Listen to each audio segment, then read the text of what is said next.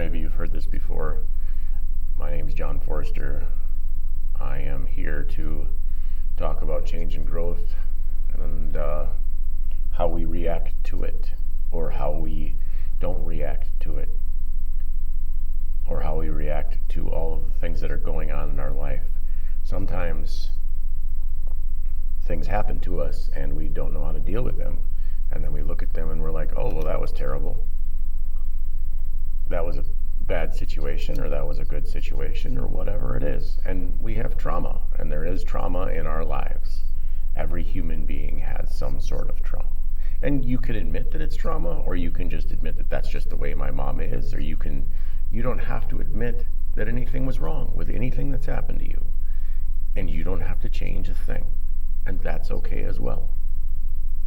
Because you are amazing just the way you are, and if you want to change, you will, and if you don't want to change, you won't, and that's okay too. It's all right. It's okay. We can't go through our life and expect everyone around us to change, and then all of a sudden we are all upset because they didn't change. Well, they're not going to. People aren't going to change. People are going to do what they do while they're peopling. People are going to be rude to you. People are going to be crappy to you. People are going to treat you like garbage. People are going to be mean. Now, the way you react is on you. It's not about them. It's about you. The way you react to things. Now, the way people treat you, that's about them. They are upset about something. They are miserable. They are angry. There's 8 billion people that you can learn a lesson from. That's the point of living, is to learn lessons, to be a better person, to deal with the things that are triggering you, to treat everybody like they're somebody, not just because they can do something for you, or because they are because of anything. So there it is. We have been conditioned to be like, well, that's just the way my mom is, or that's just the way my aunt is, or my grandma's just like that. And that's not okay.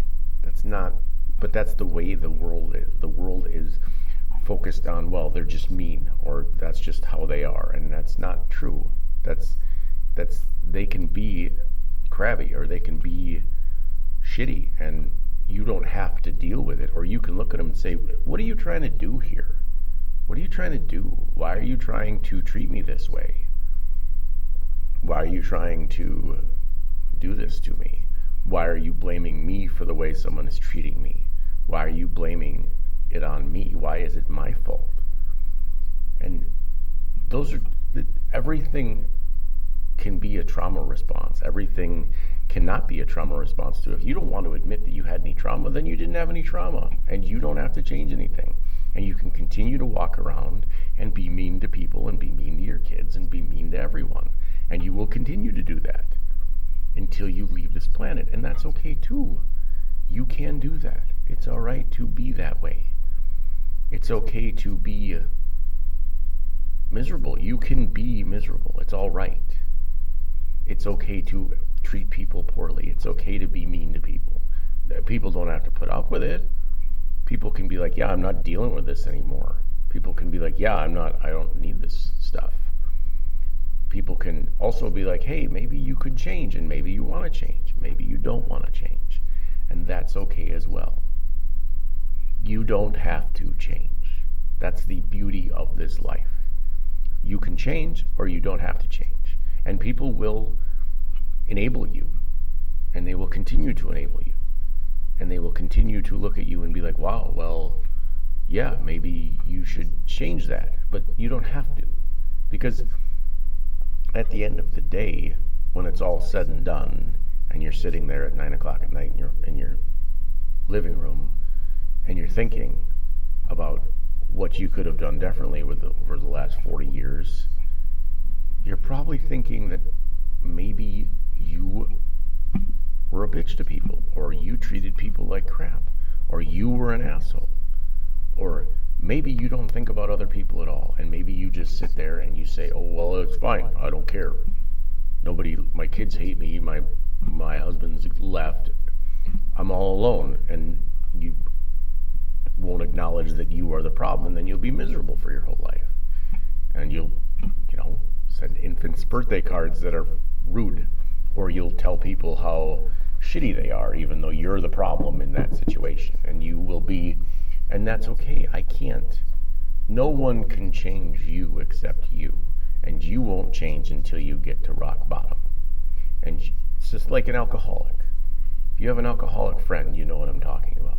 Because they will make excuses for their drinking. People will make excuses because they don't want to change their behavior. Well, that's because you didn't cook me dinner, or that's because you did this, or you did that, or it's your fault.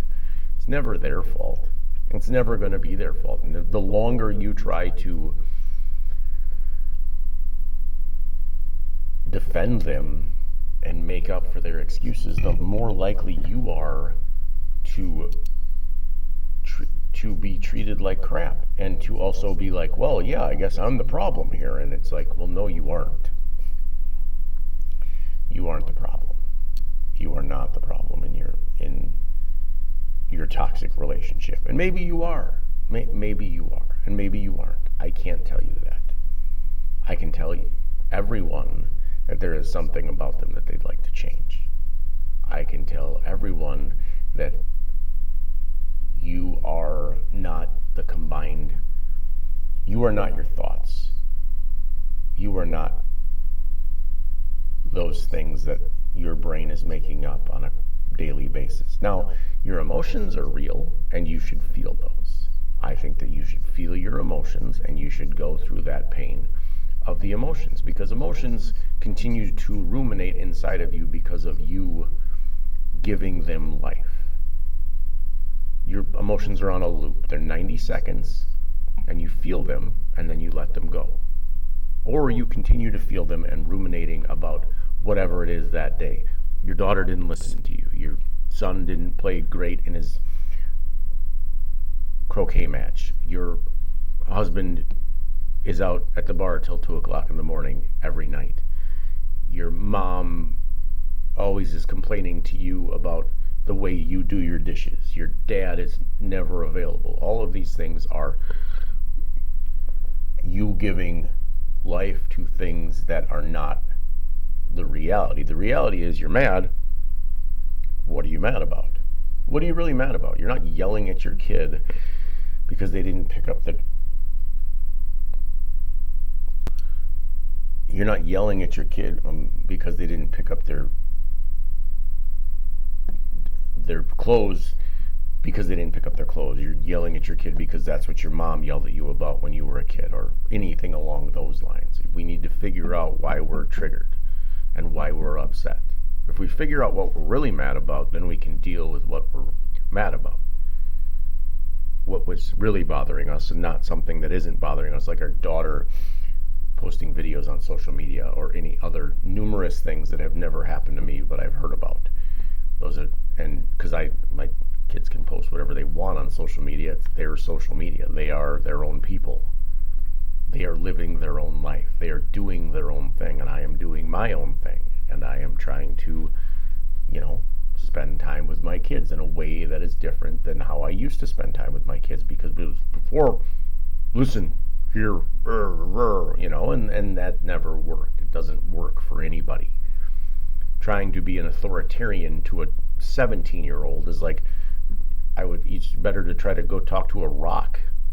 It'd be better off trying to go and tell a tree that it's not growing right, which is insane. But we also try to control every aspect of our children's lives until they finally stand up to us, or we have a conversation with them, or we just stop talking to them, or we try to, because we always try to put our stuff onto our kids, and we always try to be like, well, you should do this, or this is how this should be. And our kids are going to be people. They are little versions of us, but they are not us.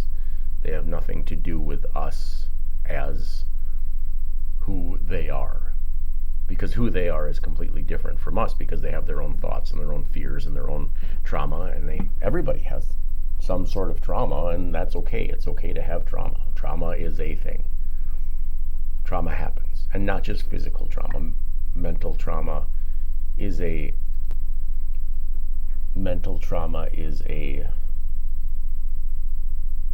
real thing that we try to alleviate because we don't want to acknowledge that our childhoods were traumatic in ways that we don't want to deal with. So then we ignore it because it's like, oh, well, that was fine. And then we get trauma bonded into a situation like, I have to be here for my kids.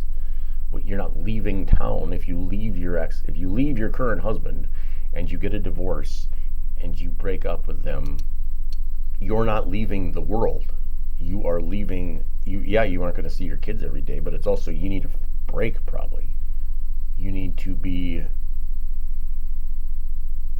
alleviate some of that pain. And some people don't want to, and some people can't, and some people want to believe that their toxic asshole husband is going to change. And has he changed? Over the course of 20 years, has he changed? Has he changed at all? No, he's still doing the same crap that he was doing before. So what the hell is the point? What's the point? What is the point of staying for somebody that doesn't want to change, but they keep telling you they're going to change? That's really healthy for your children. It's just something. It's amazing what people will allow other people to do to them in hopes that somebody else will love them. And I'm sure you see it in your own life. Thank you for tuning in. Have a beautiful day. Like, comment, subscribe, all that stuff to the channel.